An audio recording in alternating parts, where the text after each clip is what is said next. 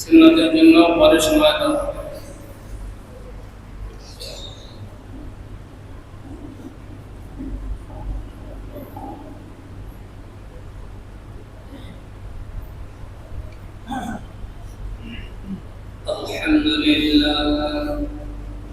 আলহামদুলিল্লাহ রাব্বিল আলামিন ওয়াল আকিবাতু লিল মুত্তাকিন والصلاة والسلام على أشرف الأنبياء والمرسلين وعلى آله وأصحابه وأزواجه وذرياته وأهل بيته وعلماء أمته أجمعين. فقد قال الله تعالى في شان حبيبه ومعشوقه ومحبوبه مخبرا وآمرا. সকলে বলুন আউযু বিল্লাহি মিনাশ শাইতানির রাজীম। বিসমিল্লাহির রাহমানির রাহিম। ইন্নাল্লাহা ওয়া মালাইকাতাহু ইউসাল্লুনা আলান নবী ইয়া আইয়ুহাল্লাযীনা আমানু সাল্লু আলাইহি ওয়া সাল্লিমু তাসলিমা। আল্লাহুম্মা সাল্লি আলা সাইয়্যিদিনা মাওলানা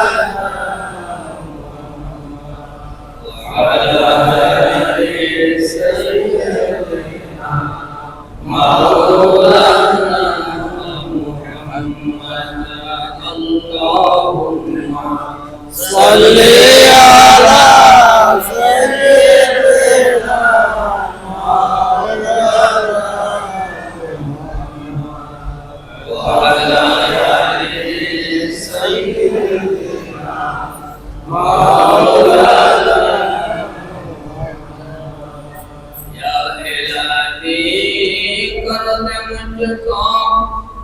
उस नबी के सामने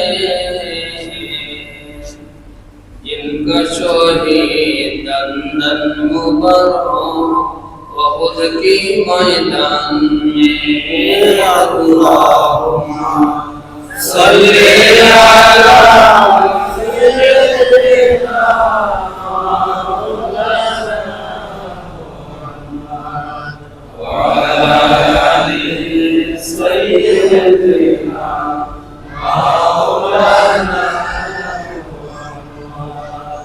আপন আপন কর বন্ধু আপন তোমার কেহ নয়। আপন আপন কর বন্ধু আপন তোমার কেহ নয়। যেজন তোমার আসল আপন তিনি সোনার মদিনায়। আল্লাহুম্মা সাল্লি আলা সাইয়্যিদিনা মাওলানা ওয়া আলা আলি সাইয়্যিদিনা মাওলানা। লা ইলাহা ইল্লাল্লাহ লা ইলাহা ইল্লাল্লাহ লা ইলাহা ইল্লাল্লাহ লা ইলাহা ইল্লাল্লাহ লা ইলাহা ইল্লাল্লাহ লা ইলাহা ইল্লাল্লাহ লা ইলাহা ইল্লাল্লাহ লা ইলাহা illallah, la ilaha illallah, la ilaha illallah, la ilaha illallah, la ilaha illallah, la ilaha illallah, la ilaha illallah, la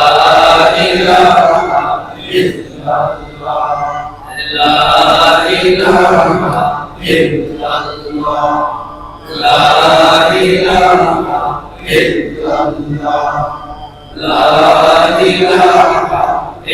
illallah, la ilaha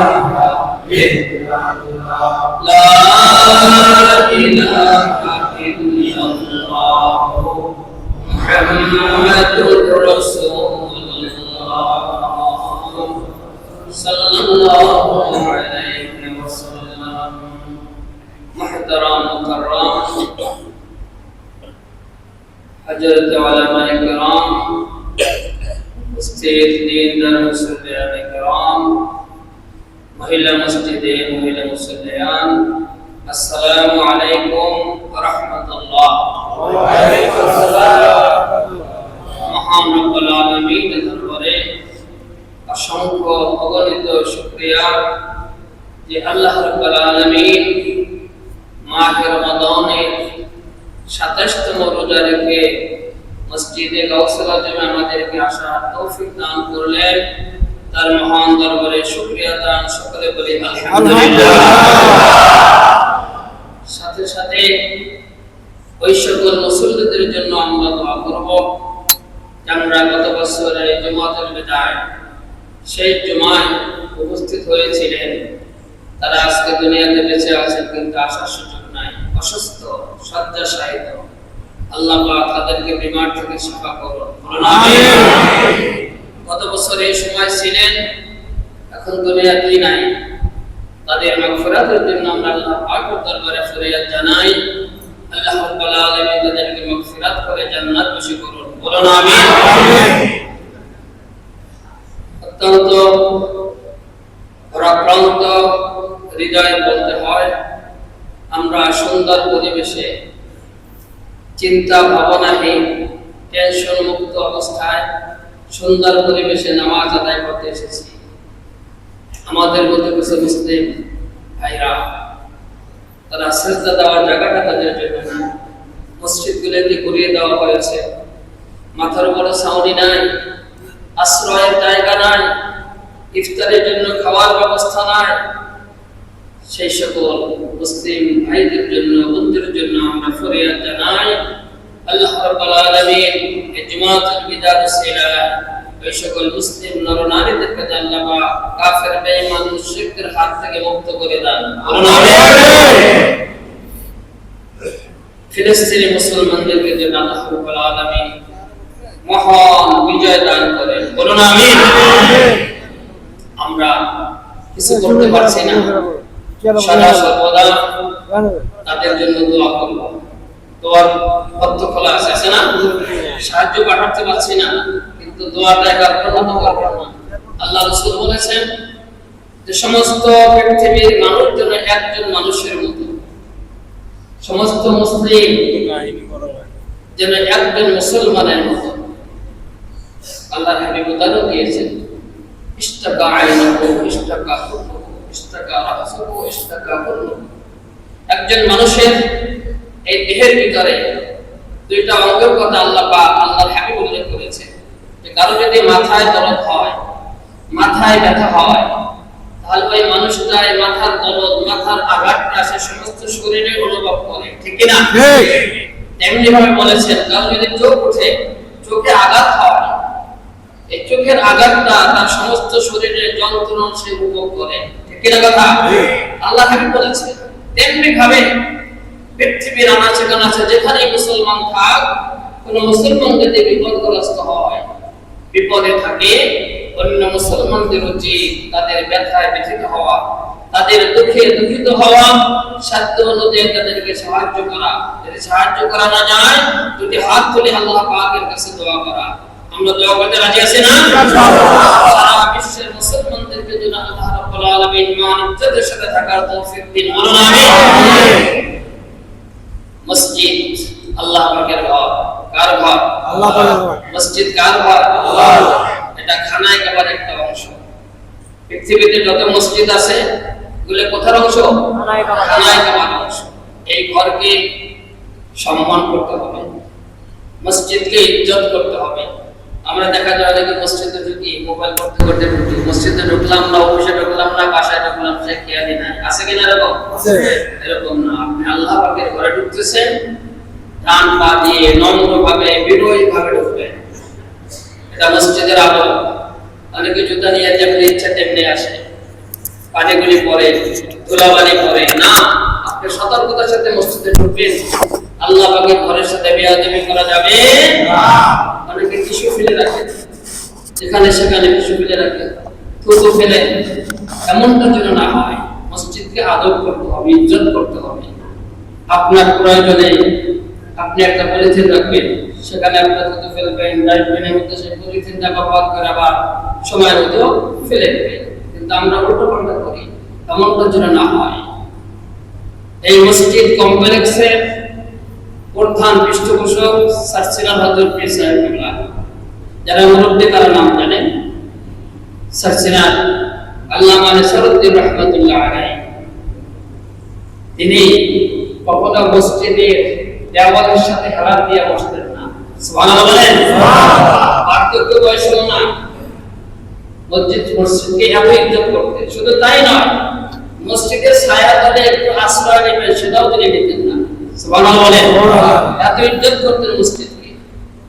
দক্ষিণাঞ্চলের মানুষ যারা আছেন, ঝালকাঠি নেসারাবাদে হযরত কায়েস সাহেব হুজুরের নাম অনেকে শুনেছেন, হয়তো অনেকে চিনেন।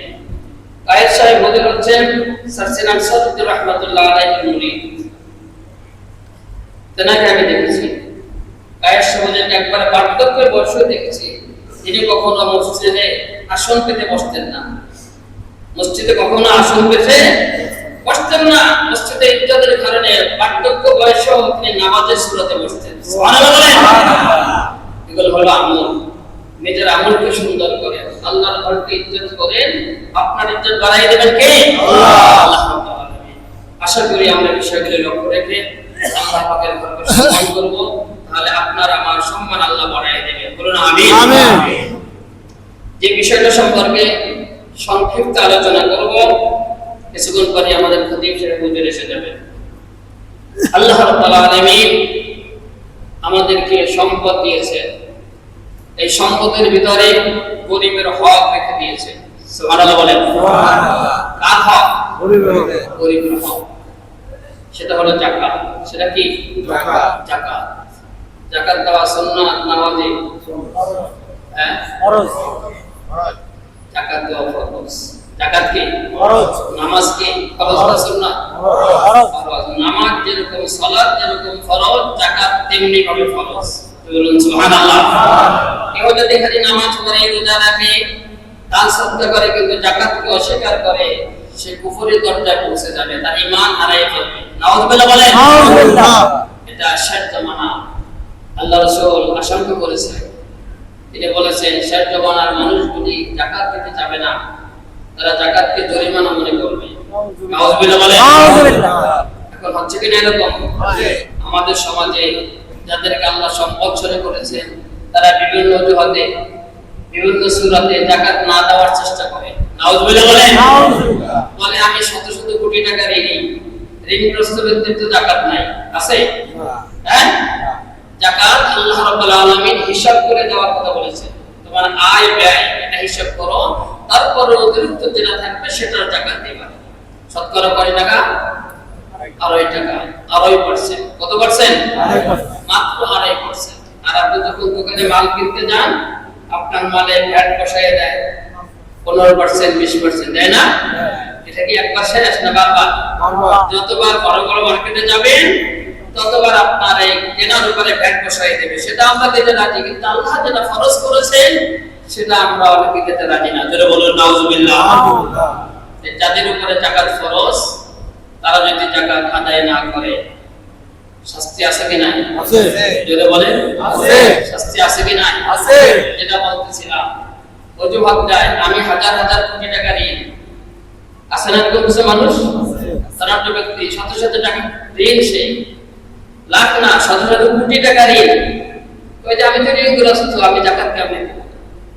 তাহলে যাকাত যে দিবে না সে ব্যক্তি যাকাত খেতে পারে, সে ব্যক্তি যাকাত কি খেতে পারে? যার উপরে যাকাত ফরজ নাই সে ব্যক্তি যাকাত খেতে পারবে, গ্রহণ করতে পারবে। তাহলে শত শত কোটি টাকার যিনি মালিক অজুহাত দিয়া বলে যে আমি ঋণগ্রস্ত, আমি যাকাত কেমনে দেব? তাহলে ওনাকে বলেন আপনি যাকাত নেওয়ার চেষ্টা করেন, যাকাত নেওয়া শুরু করেন। ফকির মিসকিনরা যেমনি ভাবে বাটি নিয়ে পেয়ালা নিয়ে বসে যাকাত দেওয়ার জন্য, আপনিও যাকাত নেওয়া শুরু করেন, সেটা কি উনি রাজি হবে? না, রাজি হবে না। দেখা যাবে শত শত কোটি টাকা, হাজার হাজার কোটি টাকা তিনি ঋণী আছেন, ঠিক আছে, কিন্তু এর বিপরীতে তার আরো বেশি বেশি তার সম্পদ আছে, আছে কি নাই? আছে। হ্যাঁ, একটা বাড়ি করতেছে 5 লাখ টাকা দিয়ে 5 কোটি টাকা ঋণ হয়ে পড়ছে, কিন্তু বাড়িটার দাম আছে 50 কোটি টাকা, হতে পারে না এরকম? তাহলে আপনার দেশে আছে, আপনি কেন আল্লাহকে ফাঁকি দিবেন? আল্লাহকে ফাঁকি দিলে নিজে ধরা খেয়ে যাবেন, ঠিক না কথা? সূরা তওবা নাম মনে থাকবে? বলেন কোন সূরা? সূরা তওবা 10 নম্বর পারা, সূরা তওবা 10 নম্বর পারা 35 নম্বর আয়াত। কত নম্বর আয়াত? 35। বাংলা কোরআন শরীফের অর্থ যার ঘরে আছে দেখে নেবেন। আল্লাহ রাব্বুল আলামিন ঘোষণা দিচ্ছেন, আউযু বিল্লাহি মিনাশ শাইতানির রাজীম, বিসমিল্লাহির রহমানির রহিম, ইয়াওমা ইউহমা আলাইহা ফী নারি জাহান্নাম ফাতুকওয়া বিহা জিবাহুহুম ওয়া জুনুবুহুম ওয়া যুহুরুহুম হাযা মা কানাসতুম লিআনফুসিকুম ফাযুকু মা কুনতুম তাকনিজুন। যারা বলেন সুবহানাল্লাহ। ঘোষণা কার? আল্লাহ। সবাই বলেন কার ঘোষণা? আল্লাহ। কোন সূরা? তওবা। কত নম্বর আয়াত? 35 নম্বর আয়াত। পড়ে নেবেন, নিজে দেখে নেবেন। আল্লাহ রাব্বুল আলামিন এই আয়াতের ভিতরে বলতেছেন, যাদের উপরে যাকাত ফরজ হয়েছে তারা যদি যাকাত আদায় না করে, তারা যদি যাকাত আদায় না করে, কিয়ামতের দিন তাদের এই সম্পদ, স্বর্ণ অলংকার, টাকা পয়সা, গাড়ি বাড়ি এগুলি জাহান্নামের আগুনে উত্তপ্ত করা হবে, গলিত পদার্থ বানানো হবে। এরপরে আল্লাহ বলতেছেন, ফাতুকওয়া বিহা জিবাহুহুম ওয়া জুনুবুহুম ওয়া যুহুরুহুম, এই জাহান্নামের আগুনে গলিত পদার্থ দিয়ে তার ললাটে, তার কপালের উপরে সিল মারা হবে, আঘাত করা হবে। কপালের আঘাত কম হয় না বেশি হয়? বেশি। কপালের উপরে যে আঘাতটা হয় সেটা কম না বেশি? বেশি। হাতের আঘাতের চেয়ে কপালের আঘাত বেশি হবে না? আল্লাহ তাই বলেছেন। এরপরে বলতেছেন, ওয়া যুহুরুহুম ওয়া জুনুবুহুম ওয়া যুহুরুহুম, যারা যাকাত ফরজ হলো, যাকাত আদায় করলো না, তাদের 2 নম্বর শাস্তি হলো তাদের 2 পাজরের হাড্ডি, এটা কঠিন জায়গা নাকি? এখানে আঘাত পাইলে খুব কঠিন অনুভব হয়। আল্লাহ তাই বলেছেন, ওই জাহান্নামের গলিত পদার্থ দিয়ে তাদের 2 পাজরে আঘাত করা হবে। নাউজুবিল্লাহ বলেন।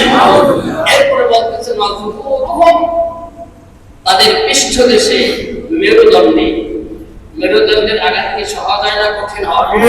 হ্যাঁ, আল্লাহ বলতেছেন, আমি বলি ওয়াজুহুরুহুম, জাহান্নামের গলিত পদার্থ দিয়ে তাদের পিঠে আঘাত করা হবে, মেরুদণ্ডে আঘাত করা হবে, আর ওই সম্পদের কাছ থেকে আওয়াজ আসবে।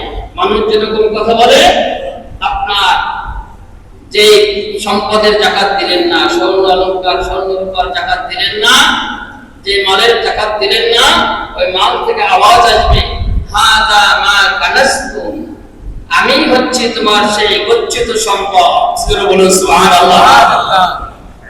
এরপরে বলবে, ফাযুকু মা কুনতুম তাকনিজুন, তুমি যে যাকাত দাও নাই সেই যাকাতের সম্পদই হচ্ছে আমি।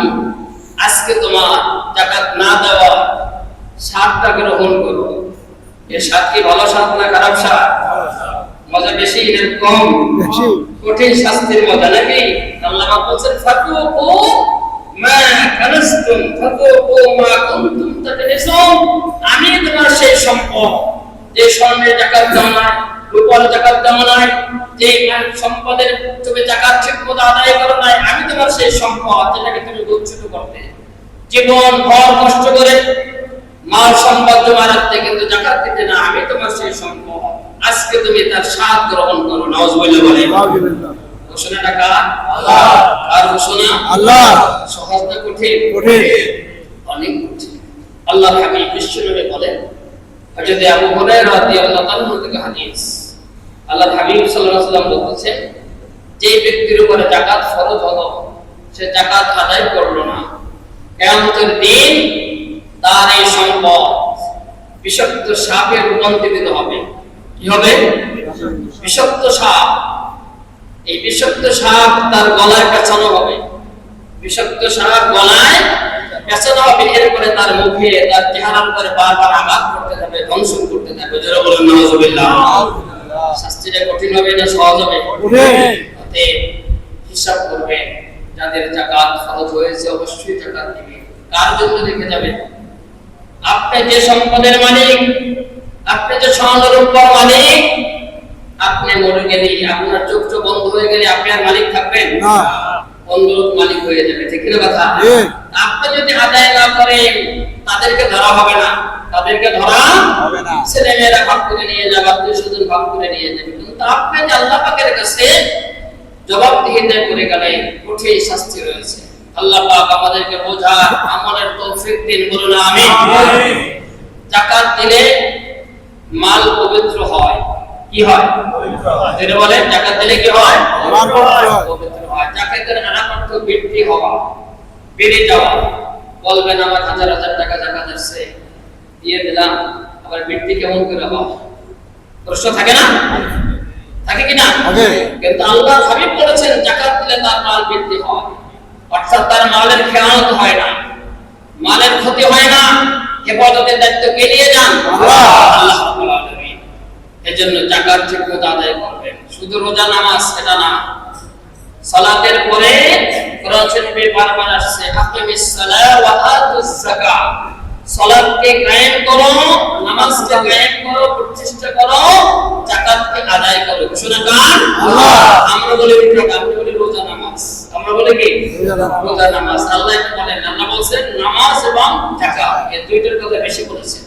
এজন্য ইসলামিক রাষ্ট্রের প্রধান আয়ের উৎস হচ্ছে যাকাত। সুবহানাল্লাহ বলেন। প্রধান আয়ের উৎস কি? যাকাত। সময় তো কম, সংক্ষেপে একটু বলি। আল্লাহর হাবিব সাল্লাল্লাহু আলাইহি ওয়াসাল্লাম একদিন কাবা শরীফের আঙ্গিনায় বসা, ইসলামের প্রথম যুগে, তখন মুসলমানদের আশ্রয়ের জায়গা নাই, যে যেখানে পারে পালিয়ে থাকে। ওর কাছে ইসলামের দাওয়াত দিতে পারেন না, থাকার জায়গা নাই, খাওয়ার ব্যবস্থা নাই। এমন অবস্থা আল্লাহর হাবিব কাবার আঙ্গিনায় বসে আদি ইবনে হাতিমকে বলতেছেন, আদি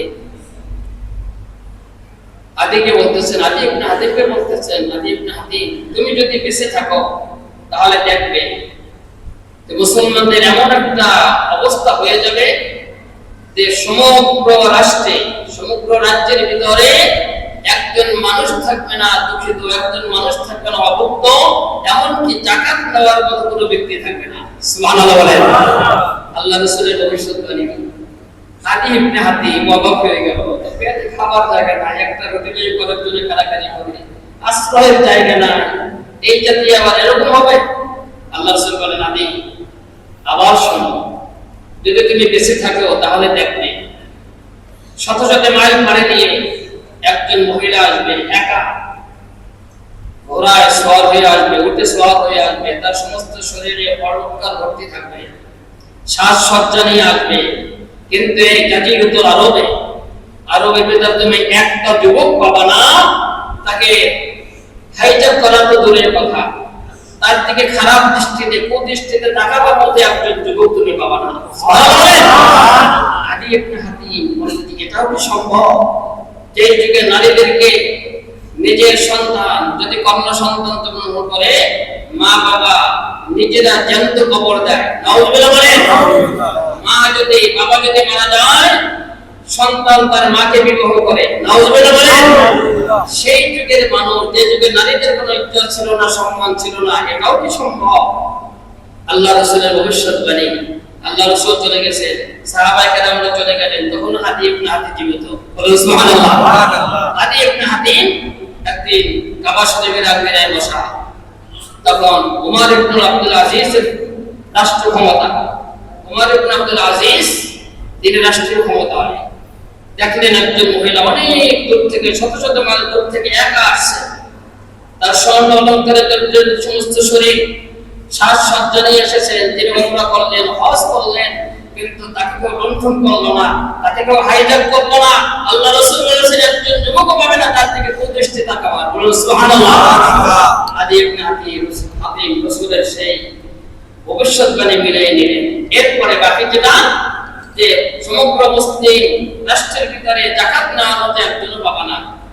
আদি ইবনে হাতিম দেখলেন সে ওমর ইবনে আব্দুল আজিজের সময় বাদশার কাছে খবর আসলো যে রাষ্ট্রীয় কোষাগার, রাষ্ট্রীয় গুদাম, গোডাউনে মাল ভর্তি, মাল নষ্ট হয়ে যাচ্ছে, একজন মানুষও নিতে আসে না। ওমর ইবনে আব্দুল আজিজ বললেন, আমার সমগ্র রাষ্ট্রব্যাপী ঘোষণা দেয়া দাও, সবার কানে পৌঁছে দাও এই বার্তা যে রাষ্ট্রীয় কোষাগার খোলা থাকবে, তালা থাকবে না, গোডাউন খোলা, যার যা ইচ্ছা সে ইচ্ছা মতো মাল নিয়ে যাবে। সুবহানাল্লাহ। এই সুযোগ যদি আমাদের বাংলাদেশে দেয়, কি বলেন? কেমন হবে? একদিন লাগবে না, লাগবে? যার আছে সেও নেবে, যার নাই সেও নিয়ে যাবে। ঠিক আছে কথা? আদি ইবনে হাতিম দেখলেন যে কেউ মাল নিতে আসে না, কোষাগার খোলা, গোডাউন খোলা, কেউ মাল নিতে আসে না। এরপরে বাদশা আব্দুল্লাহ ইবনে আজিজ তিনি রাগ করলেন যে মনে হয় সবার কাছে বার্তা পৌঁছে না, সবার কাছে তোমরা ঘোষণা দাও না। তিনি গোপনে তদন্ত নিলেন যে ঘোষণা ঠিকই দেওয়া হয়েছে, সবার কাছে বার্তা পৌঁছানো হয়েছে, কিন্তু বাদশা গোপনে তদন্ত নিলেন যে তার গোটা রাষ্ট্রটা কতটুকু? অর্ধ জাহান। কত? অর্ধ পৃথিবী তখন মুসলমানদের আয়াতে জোরে বলেন সুবহানাল্লাহ। অর্ধ পৃথিবীর শাসনকর্তা ওমর ইবনে আব্দুল আজিজ তিনি দেখলেন তার গোটা রাষ্ট্রের ভিতরে এমন একজন মানুষ নাই যে যাকাত নেবে, সবাই যাকাত দেয়। সুবহানাল্লাহ। রাসূল সাল্লাল্লাহু আলাইহি ওয়াসাল্লাম বাণী সত্য না মিথ্যা? অতএব আপনি যদি যাকাত ঠিকমতো আদায় করেন, আমাদের দেশের গরিবও থাকবে না, কিন্তু আমরা আদায় করি না। নাউজুবিল্লাহ বলেন। ঠিকমতো আদায় করবেন। যাকাত যাদের স্বর্ণ রূপা আছে, স্বর্ণ অলংকার রূপা যাদের আছে, তাদের স্বর্ণের নিসাব হলো 7.5 ভরি। কত ভরি? 7.5 ভরি স্বর্ণের মালিক যদি আপনি হন, এটা 1 বছর যদি আপনার আওতায় থাকে, তাহলে আপনি যাকাত দিবেন। শতকরা কয় টাকা? 2.5 টাকা। শতকরা কয় টাকা? 2.5 টাকা। এখন অনেক মাহবুবদের স্বর্ণ আছে, 10 ভরি 20 ভরি স্বর্ণ আছে, কিন্তু তার নগদ টাকা নাই। আছে না এরকম? নগদ ইনকাম নাই, টাকা নাই, যাকাত কেমনে দিবে? যাকাত ফরজ না নফল তার জন্য? ফরজ। তারপরে যাকাত কি? ফরজ। যদি না দেয় শাস্তি আছে কি নাই? আছে। আছে। সে ব্যক্তি যাকাত কেমনে দিবে? যদি তার স্বামী যদি স্বইচ্ছায় দেয়, যাকাতের স্বর্ণ অলংকার সম্পদের যিনি মালিক তার উপরে যাকাত ফরজ। স্ত্রীর যাকাত স্বামীর জন্য ফরজ নয়। মশালাটা জেনে নেবেন। স্ত্রীর যাকাত স্বামীর জন্য ফরজ নয়। স্বামী যদি দেয় তাহলে সহানুভূতি করলো, কি করলেন? তাকে সহযোগিতা করলেন, সহানুভূতি করলেন, কিন্তু আপনার উপর ফরজ না। যিনি মালিক তার উপরে যাকাত ফরজ। আল্লাহ সহজ করে দিয়েছে। সুবহানাল্লাহ বলেন। এখন নগদ ইনকাম নাই, তার প্রতিদিনের বা বাৎসরিক আয় নাই, যাকাত কেমনে দিবে? যাকাত তো ফরজ হয়ে গেছে। তাহলে সে কি করবে? স্বামী যদি রাজি না হয়, নিজের স্বর্ণ অলংকার বিক্রি করে সেখান থেকে যাকাত আদায় করবে। সুবহানাল্লাহ বলেন। হুকুম কার? আল্লাহ। হুকুম কার? আল্লাহ। তাহলে যাকাত দেওয়া দরকার আছে কি নাই? আছে। দিবে, হিসাব করে দিবে।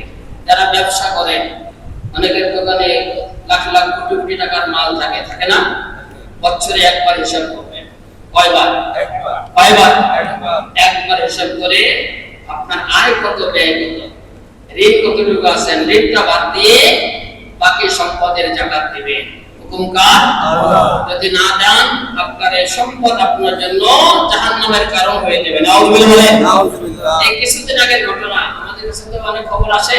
এই বনানীতে এক ফ্ল্যাটের মালিক, এক বাড়ির মালিক, শুধু ফ্ল্যাট না, একটা বাড়ির মালিক, এক মহিলা, তিনি সকালবেলা বাড়ির ভিতরে পিছনের দিকে পায়চারি করতেছেন, হাঁটতেছেন। তার গেটের ভিতরে সামনের দিকে সিকিউরিটি আছে, পাহারাদার আছে, সামনের দিক থেকে কেউ যাওয়ার সুযোগ নাই। কিন্তু চোর পিছন দিয়ে ঢুকছে, রাত্রে না, দিনের বেলায়। কখন? দিনের বেলায় ঢুকছে। সিকিউরিটি তো ডিউটি করতেছে, তারা তো কিছু জানে না। পিছন থেকে গিরে ঢুকে ওই মহিলাকে ধাক্কা দিয়ে ফেলাই দিয়েছে। এরপরে স্বর্ণ অলঙ্কার যা ছিল সব পুলিশে নিয়ে গেছে। নাউজুবিল্লাহ বলেন। কেন ক্ষতি হইল? তার লাভ হলো না ক্ষতি হলো? লাভ না ক্ষতি? যাকাত যদি সে আদায় করতে তাহলে এই মালের ক্ষতি হইতো না। দায়িত্ব কার ছিল? আল্লাহ। আল্লাহ রাব্বুল আলামিন। অনেক মা বোনদের স্বর্ণ অলঙ্কার আছে, হিসাব করে যাকাত দিবেন। যদি যাকাত না দেন কঠিন শাস্তির জন্য আপনি অপেক্ষা করুন।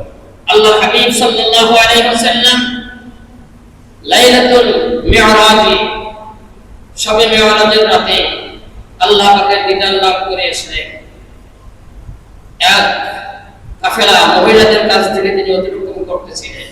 আল্লাহ হাবিব বললেন, ইয়া আইয়ুহান নিসা তাসাদ্দাকনা ফাইন্নী উরিদুকুন্না আকসারা আহলিন নার। যারা বলেন নাউজুবিল্লাহ।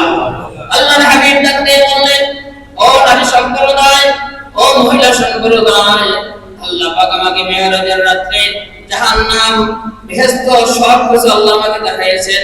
জান্নাত, জাহান্নাম দেখাইয়েছেন, বেহেশত, দুজক দেখাইয়েছেন। আমি লক্ষ্য করলাম জাহান্নামের ভিতরে পুরুষের চেয়ে নারীদের সংখ্যা বেশি। নাউজুবিল্লাহ বলেন। মা বোনরা সাবধান হয়ে যাবেন। কথা বলার পরে ওই মহিলারা যার স্বর্ণ অলংকার ছিল সবগুলি তিনি দান করে দিলেন। সুবহানাল্লাহ। যেই মাল, যে সম্পদ আপনি গচ্ছিত করে রাখবেন। অনেকে আবার বলে ব্যবহৃত স্বর্ণের যাকাত নাই, বলে না? সমাজে একটা কথা চলে আসছে, ব্যবহৃত স্বর্ণের যাকাত নাই। এটা বাইরে তার বানানো কথা, এটা তার নিজের বানানো কথা। স্বর্ণ ব্যবহৃত হোক, লকারে হোক, ব্যাংকে রাখা হোক, আপনার সেন্টিতে রাখা হোক, যেখানেই থাকে, সেই স্বর্ণের রূপার মালিক যদি আপনি হন তাহলে আপনার উপরে যাকাত ফরজ। সেটা ব্যবহৃত হোক, অব্যবহৃত হোক। যদি নিসাব পরিমাণে পৌঁছে যায় তাহলে যাকাত দিতে হবে কি হবে না? এখন মনে করেন কারো স্বর্ণ আছে 3 ভরি বা 5 ভরি, 7.5 ভরির কম আছে। 7.5 ভরির কম হলে তার উপরে যাকাত ফরজ হয় না। কিন্তু ব্যাংকে টাকা আছে 20 লাখ টাকা, থাকে না এরকম? ফেরত ব্যাংকে রাখছে, বিভিন্ন রকম ফিক্সড ডিপোজিট আছে কিনা? কিন্তু তার এই স্বর্ণের হিসাব করলে যাকাত হয় না। কিন্তু তার যে ওই যে টাকা আছে সেই টাকার মালিক কে? আল্লাহ। উনি না? সেই টাকার মালিক উনি কি না? ব্যাংকের ডিপোজিট হোক, ফিক্সড ডিপোজিট হোক, যাই হোক, সেই টাকার মালিক আপনি। ওই টাকা দিয়ে যদি আপনার মালিকের হিসাব হয়ে যায় তাহলে স্বর্ণটা এর সাথে যোগ হয়ে যাবে। বুঝতে পারছি? হ্যাঁ, স্বর্ণ ছাড়াই আপনি মালিকের হিসাব হয়ে পড়ছেন, তাহলে এই স্বর্ণের সাথে ওই যে আপনার মালিকের হিসাব যে টাকা দিয়ে হলেন, সম্পদ দিয়ে হলেন, সেই সম্পদের সাথে আপনার স্বর্ণ অলংকার যোগ হয়ে যাবে। হিসাব করে পুরোটার টাকা দিতে হবে। কথা বুঝে আসছে? আরেকটা কথা আছে আমাদের সমাজে, হয়তো 7.5 করে হওয়ার পরে যেটা থাকবে সেইটার টাকা। কথা চালু আছে না? আছে না? 7.5 করে হওয়ার পরে মনে করেন 9 করে আছে, 10 করে আছে, তাহলে 7.5 করে বাদ দিয়ে বাকিটার টাকা এমন না। আপনি যখন মালিকের হিসাব হয়ে যাবে, যতটুকু আছে পুরোটার হিসাব করে যাকাত দিতে হবে। কথা ক্লিয়ার? বোঝার চেষ্টা করবেন, আমল করার চেষ্টা করবেন। যা নামাজ যেরকম ফরজ, রোজা যেরকম ফরজ, যাকাত তেমনি ফরজ। না যাকাত কি ফরজ? তেমনি ফরজ। আমাদের খতিব সাহেব হুজুর তাশরীফ আনতেছেন, আমরা হুজুরের কাছে মূল্যবান তাকরীর শুনবো। জুমাতুল বিদার উপরে হুজুর গুরুত্বপূর্ণ তাকরীর পেশ করবেন। আমরা